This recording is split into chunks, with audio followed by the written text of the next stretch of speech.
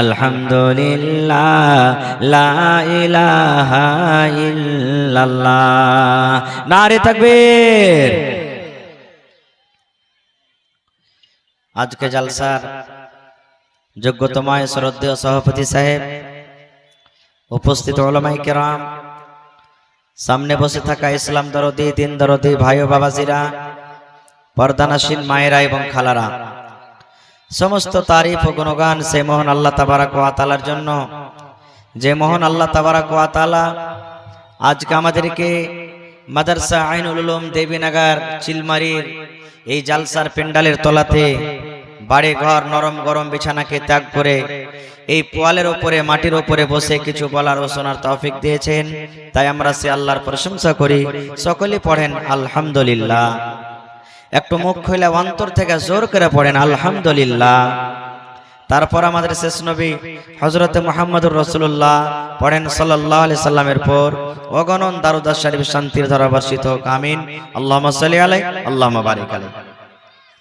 বন্ধুগণ, আমি ওয়াজ আপনাদের সামনে বেশি লম্বা করব না।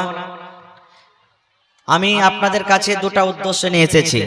5-10 মিনিট কিছু শোনাবো, আর দ্বিতীয় উদ্দেশ্য হলো যে আপনাদের কাছ থেকে আমি কিছু নিব। ভাই আমার, আজকে আমি খুতবার পর আপনাদের সামনে কোরআন মাজিদের একটি আয়াত তেলাওয়াত করেছি। আল্লাহ তাবারাক ওয়া তাআলা বলেন, আল্লাযী খলাকাল মাউতা ওয়াল হায়াত। আল্লাহ বলেন, আমি মওত এবং হায়াতকে সৃষ্টি করেছি এই জন্য যে মানুষকে আমি পরীক্ষা করব, মানুষের আমি ইমতিহান নিব कि हे मानुष তোমাদের মধ্যে সব থেকে উত্তম ভালো কামটা কে করছো, ভালো আমল কে করছো। যেমন আমরা দুনিয়াতে এসেছি, এটা আল্লাহ হায়াত দিলেন, বাঁচবো এখানে 50 বছর, 60 বছর, 70 বছর, 10 বছর, 40 বছর, 30 বছর, আল্লাহ যার যতটুকু ভাগ্য লিখেছেন অতদূর দুনিয়াতে বাঁচবে, এটা হলো হায়াত। তারপরে আল্লাহ আরেকটা জীবন আমাদেরকে দান করবেন, সেটা হলো মওত। আল্লাহ মওত দিয়েছেন, সেই মওত সময় হিসাবে আমাদের কাছে আসবে। মওত থেকে কেউ বাঁচতে পারবো না। খুব আপনার নাম কি? হযরত আলী। জি আচ্ছা, একটু লেখান আপনি। 10 মিনিট পর আমি দোয়াটা করছি, একটু এখানে লিখে দেন।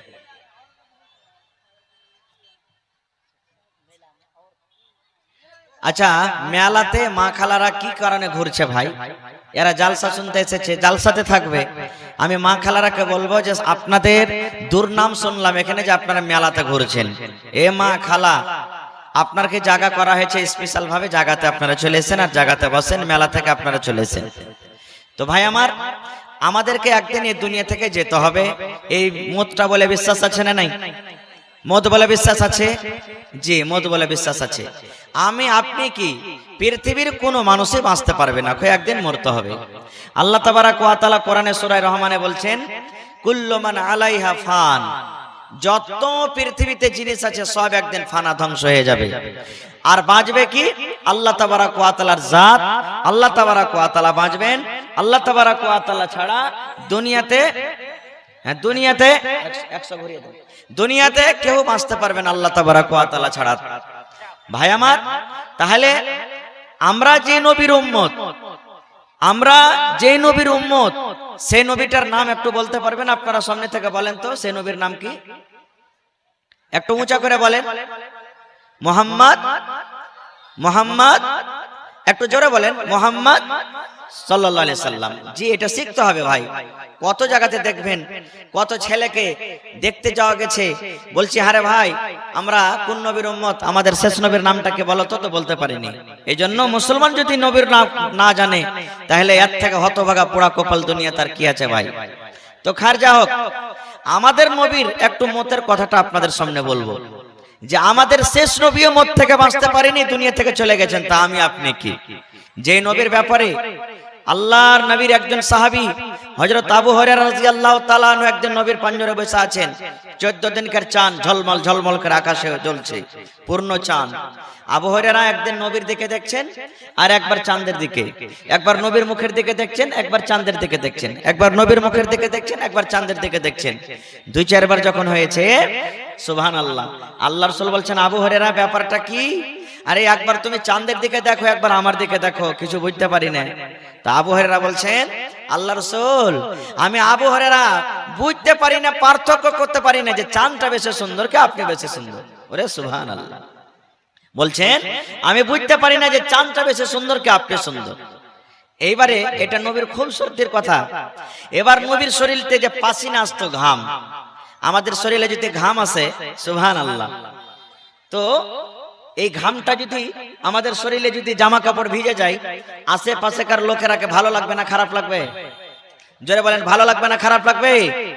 হ্যাঁ, স্ত্রী যেটা বাড়িতে আছে ইও ঘৃণা করবে আর বলবে যে এত ঘাম আছে, যা গোসল করে এসে, বলবে না?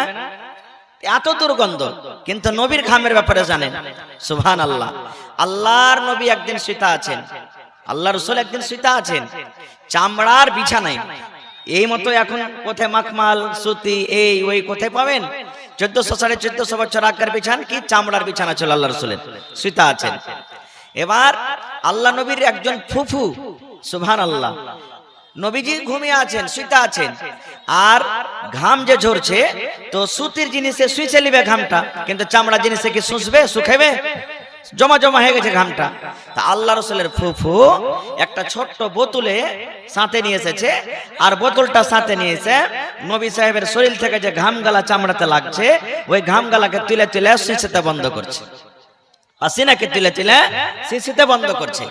এবার যখন ঘামটা যখন বন্ধ করছে, এই করতে করতে পট করে রাসূল জেগে গেছেন, দিয়ে বলছেন, ফুফু ব্যাপারটা কি? তুমি এই আমার ঘামগালাকে এত ভরছো মানে? সুবহানাল্লাহ।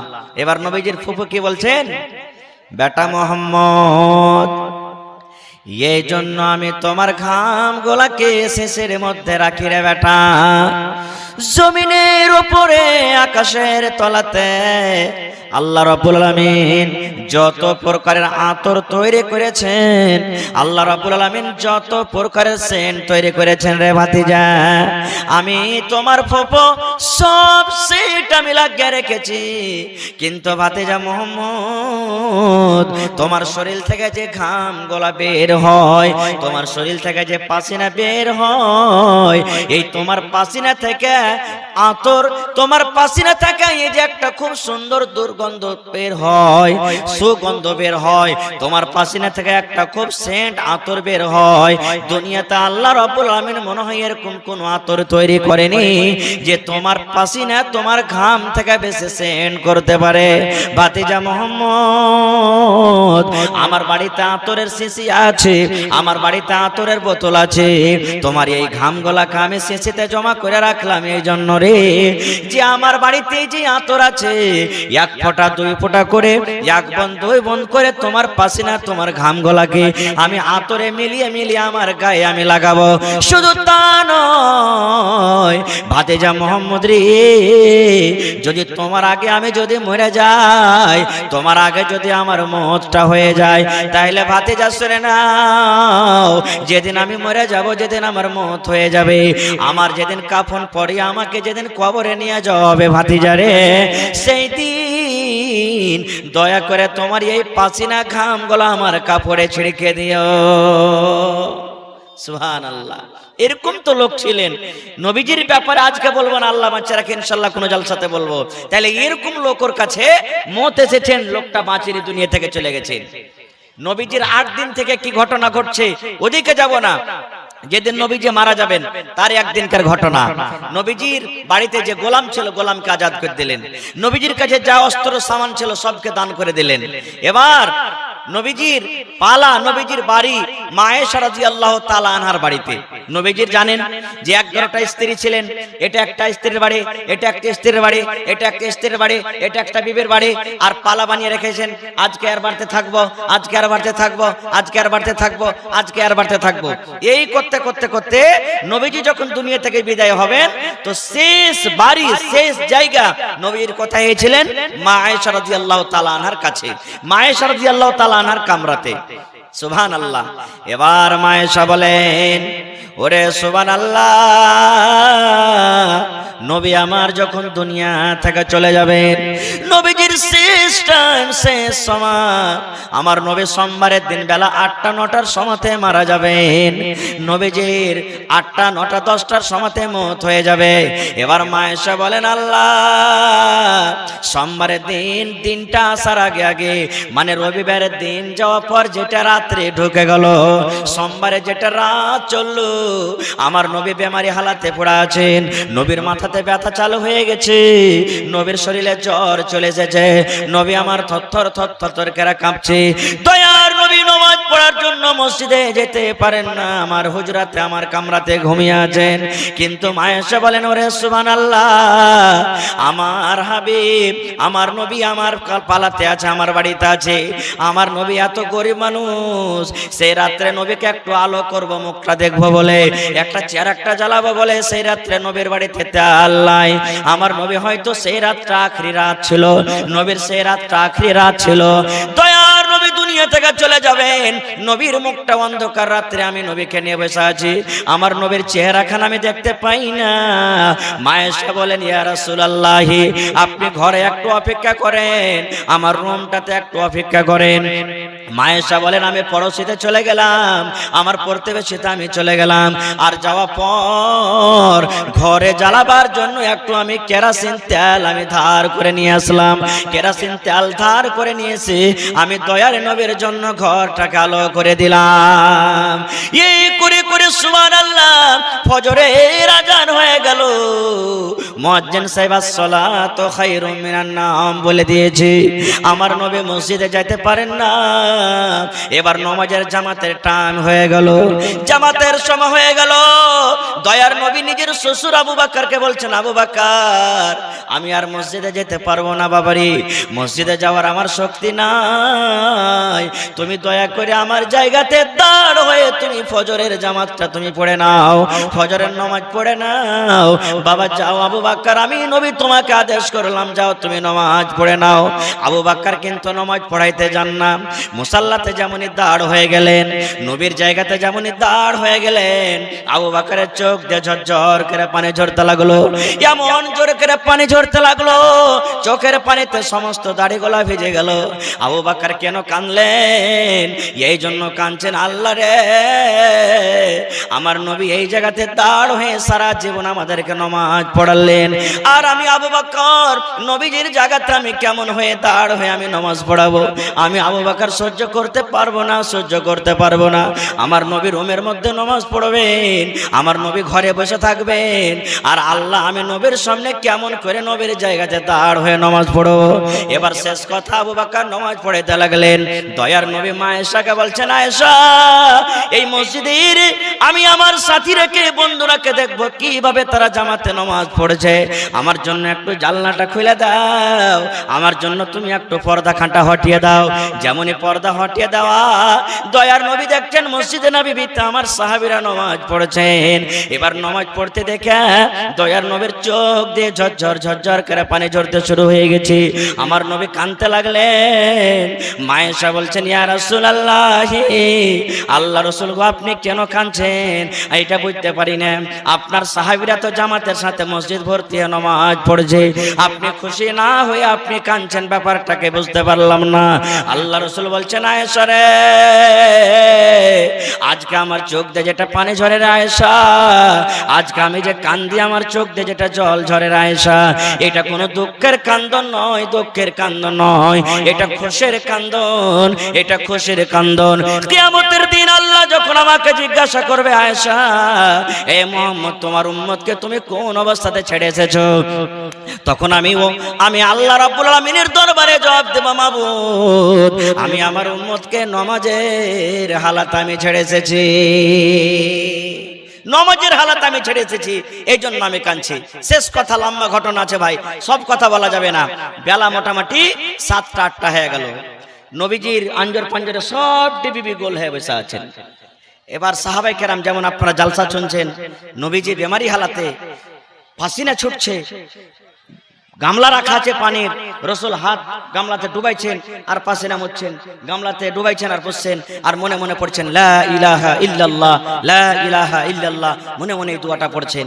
এবার রসুল বলছেন আমার মা ফাতেমা কই? নবী বলছেন আমার বেটি ফাতেমা কই? আমি শেষ দেখা করব বেটির জন্য, কই আমার বেটি ফাতেমা? একজন সাহাবী চলে গেলেন ডাকতে, ফাতেমা তোমার আব্বু তোমাকে ডাকছে, তাড়াতাড়ি করে চলো। ফাতেমা চলে এলেন, সব বিবিরা বসে আছে নবীর পাঞ্জরে। এবার নবীজি বেটিকে কোন এমন যে গল্প করবেন বেটির কানে কানে, এবার ইশারা করে বলছেন, কথা তো ভালো করে বলতে পারে না, জোর করে বলতে পারে না, কমজোর হয়ে গেছেন নবীজি। এবার নবীজি বেটিকে বলছেন, বেটি রে তোমার কানটা আমার মুখের কাছে লাগিয়ে দাও রে মা, তোমাকে আমি ছোট্ট করে কিছু কথা বলবো।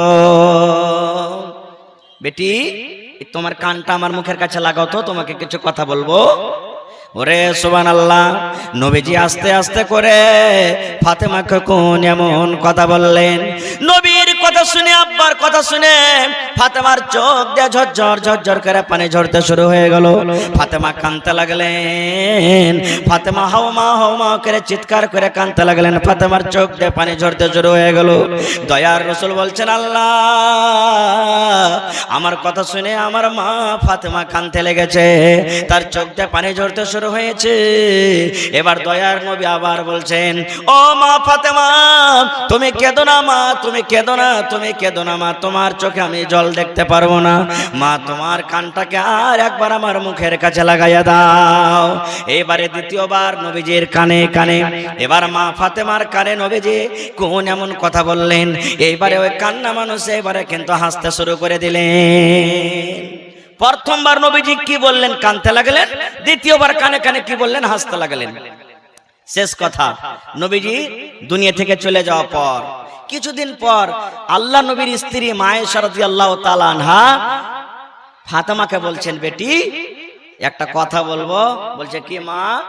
বলছে বেটি রে যখন তোমার আব্বু মারা যায় ওই টাইমে কোন এমন কথা ছিল যে নবী আমাদেরকে জানাননি?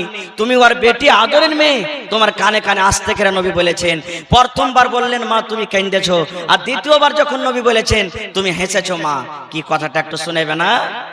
এবারে মা ফাতেমা বলছেন, মা হ্যাঁ এখন আপনাকে আমি শোনাবো, আমার আব্বা জান দুনিয়াতে এখন বেঁচে নাই, এখন শোনাবো।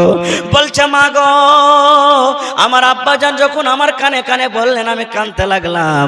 আমার আব্বা জান এই কথা বলেছিলেন, বেটি রে জীবনের মতো তুমি আমাকে আব্বা বলে নাও, আর তুমি আমাকে দেখতে পাবে না, তোমাকে মা মা বলে আর আমি ডাকতে পারবো না, তুমি আমার আব্বা আব্বা বলে আর ডাকতে পারবে না।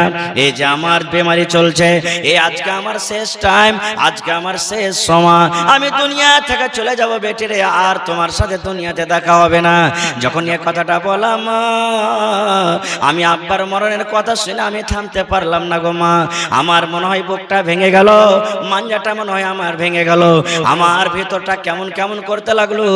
তখন আমি কিন্তু কাঁদতে লাগলাম, আহারে এত সুন্দর মানুষটা দুনিয়া থেকে চলে যাবে, যে আমাকে মা মা বলে ডাকছে, আর তোমাকে কেউ মা বলবে না, আমি আব্বা বলে কাকে ডাকবো? এই বাবা চিন্তা করে মা গো নবীর মতের কথাটা শুনে আমি কাঁদতে লাগলাম, থাকতে পারলাম না।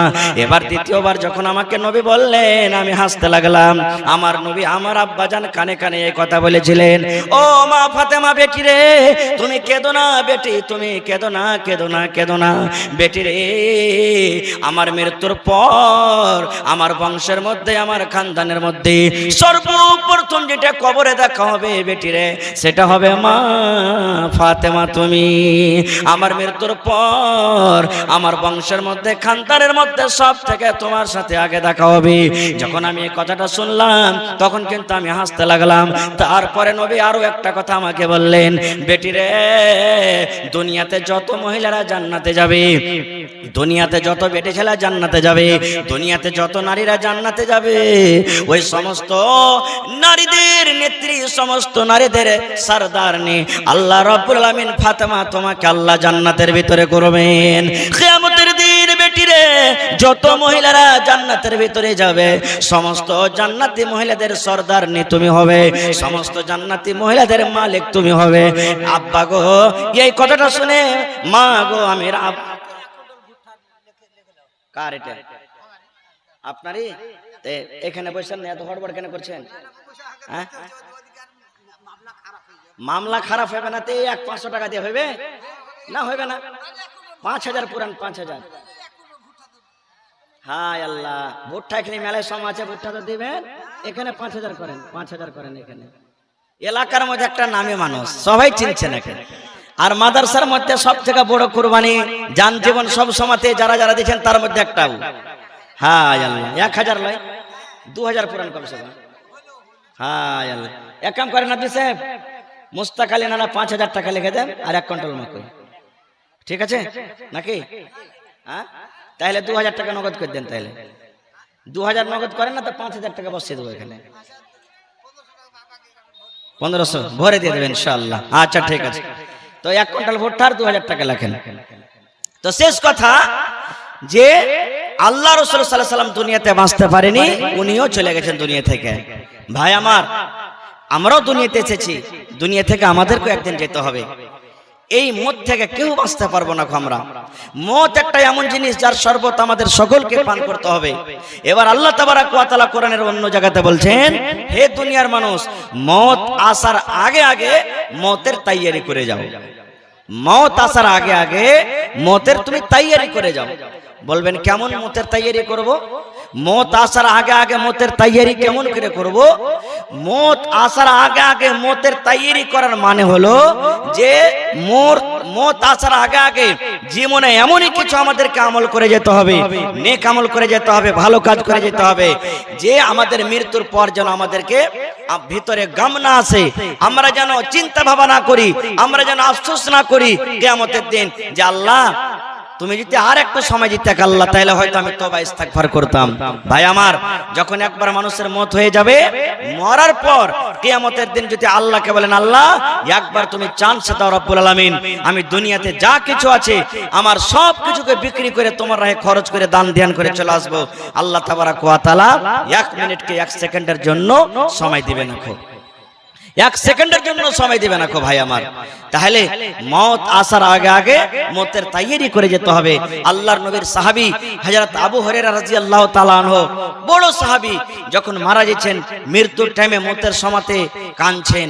আশেপাশে সাহাবারা যারা বসে আছেন, আবু হুরায়রা ব্যাপারটা কি? মতের ভয়ে তুমি কাঁদছো নাকি? তুমি দুনিয়া থেকে চলে যাবে, মরে যাবে, তাই বলে কাঁদছো নাকি? তখন আবু হুরায়রা কি বলেছেন জানেন? রে আমার ভাইয়েরা, আমি দুনিয়া থেকে চলে যাব, আমার মত হয়ে যাবে, দুনিয়ার সময় আমার শেষ হয়ে যাবে, এই জন্য আমি কান্দি না রে। আমি আমার ছেলে মেয়ের পরে আমি মায়া দয়া করি না, আমার ছেলে মেয়ের জন্য আমি কান্দি না।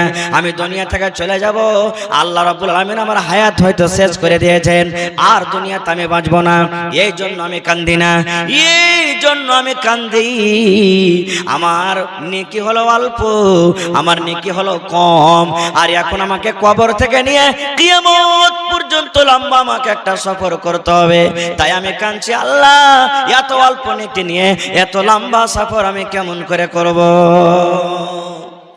যে সাহাবী আবু হুরায়রাকে আল্লাহ রাসূল দুনিয়াতে জান্নাতের সার্টিফিকেট দিয়েছেন, সেই সাহাবী মতের সময়তে কাঁদছেন যে আল্লাহ এত অল্প নেকি নিয়ে লম্বা সফর কেমন করে করব? তো ভাইরা আমার, আজকে এই মাদ্রাসা যে আছে, মাদ্রাসা হলো মত আসার আগে আগে মতের তৈয়ারি করার একটা জারিয়া, একটা রাস্তা। আল্লাহ রাসূল বলেছেন যে মানুষ যখন মরে যায় ওর নেকির যত রাস্তা আছে সব বন্ধ হয়ে যায়, ইল্লা মিন সালাসাতিন, 3টা নেকি ছাড়া, 3টা রাস্তা ছাড়া। তার মধ্যে একটা হলো সাদকায়ে জারিয়া। এই যে মাদ্রাসা করেছেন, আপনি মাকই দিয়েছেন, টাকা দিয়েছেন, গম দিয়েছেন, ধান দিয়েছেন, কত রকম সাহায্য আপনার আছে মাদ্রাসাতে। আপনি যেদিন মরে দুনিয়া থেকে কবরে চলে যাবেন, আর যত বাচ্চারা মাদ্রাসাতে পড়বে কিয়ামত পর্যন্ত, যদি মাদ্রাসা কায়েম থাকে কিয়ামত পর্যন্ত আপনার কবরে আল্লাহ নেকি পাঠাইতে থাকবে। অনলাইন যেটি